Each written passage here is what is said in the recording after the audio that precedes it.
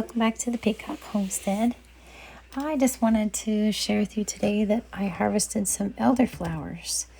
So I wanted to talk about that there is many benefits to elderflowers. So you can make it in many different ways. You can make it in an infusion, or you can dehydrate it up and make it into a powder with your mortar and pestle.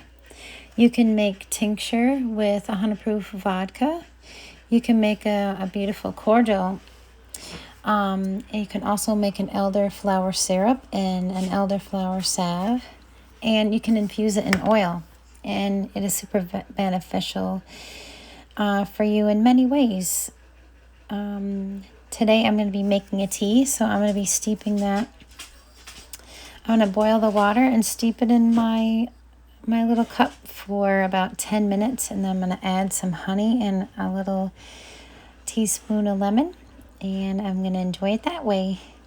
And also, for some of the health benefits, it does help with sinus infections, and a few other things that it helps with is like cold and flu symptoms and headaches, and it helps in water retention. And in some cases, it does help with addiction. And it also helps with constipation and high cholesterol, and the list goes on. So this is a super beneficial. It's like a super flower.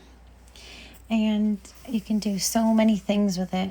And you can also make it into a salve for rheumatoid arthritis. So I just wanted to share that with you today, and I hope you are having a wonderful day, and many blessings.